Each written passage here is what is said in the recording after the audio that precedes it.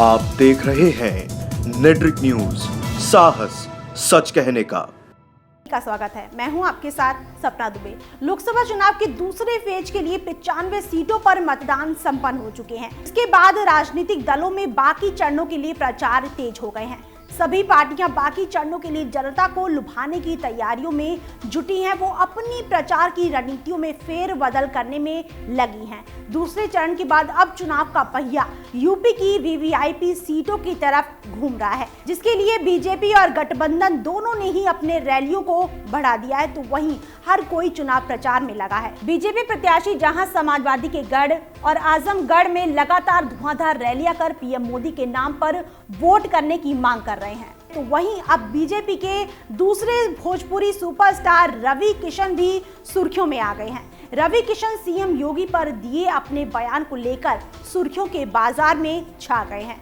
जैसा कि सब जानते हैं कि इस बार बीजेपी ने सीएम योगी की सीट पर भोजपुरी स्टार रवि किशन को टिकट दिया है, जिसकी बात से ही रवि किशन चर्चा में है। सीएम योगी के गुणगान के साथ रवि किशन ने विपक्ष के वादों को भी चॉकलेटी बताया। दरअसल बीजेपी प्रत्याशी रवि किशन ने बेनीगंज स्थित में मीडिया से बात करते हुए कहा कि गोरखपुर की गद्दी सीएम योगी आदित्यनाथ की है और चुनाव जीतने के बाद वो उनकी खड़ाऊं रखकर ही गोरखपुर की जनता की सेवा करेंगे।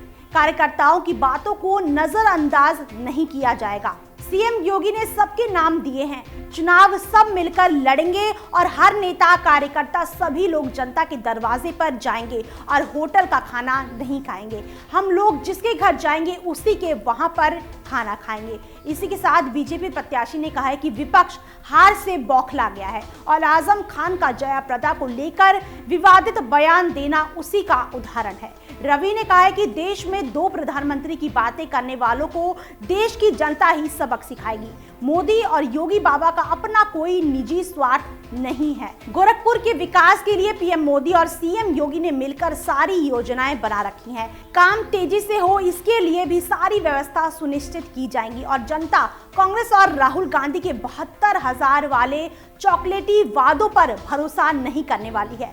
वहीं रवि किशन से जब उनकी फिल्मी करियर को लेकर सवाल किया गया तो उन्होंने कहा कि वो अपनी सारी शूटिंग छोड़कर आए हैं क्योंकि अब वो देश की सेवा करना चाहते हैं, क्योंकि गरीब की परेशानी को एक गरीब ही समझ सकता है, क्योंकि वो खुद एक गरीब ब्राह्मण परिवार से हैं। अपना घर चलाने के लिए वो रामलीला में सीता का किरदार निभाते थे। कड़ी मेहनत के दम पर उन्होंने वो मुकाम हासिल किया है। इतना ही नहीं, रवि किशन ने आगे कहा है कि फिल्म में काम करने वालों पर उंगली उठाने वाले नहीं जानते कि भोजपुरी फिल्म इंडस्ट्री ने कितने परिवारों को रोजगार दिया है। रवि ने कहा है कि जैसे ही उन्हें टिकट मिली, मीडिया ने उनकी जाति ही बदल डाली, उन्हें शुक्ला बता दिया, लेकिन वो रवि किशन बनकर ही चुनाव लड़ेंगे और जनता का दिल भी जीतेंगे। रवि किशन के सीएम योगी के दम पर गोरखपुर की जनता को लुभाने का तरीका कुछ अपने साथी निरहुआ जैसा ही है, क्योंकि निरहुआ भी आजमगढ़ की जनता को उन्हें नहीं बल्कि पीएम मोदी के नाम पर वोट देने की अपील कर चुके हैं।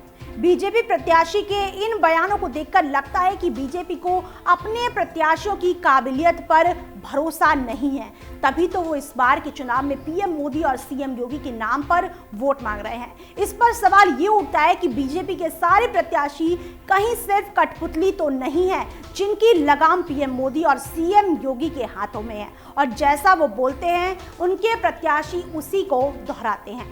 आपको बता दें कि गोरखपुर से रवि किशन का पुराना नाता है, क्योंकि गोरखनाथ बाबा की इस धरती पर रवि ने अपनी कई फिल्मों की शूटिंग की है, जिसे देखने के लिए हजारों की संख्या में लोग यहां आते थे।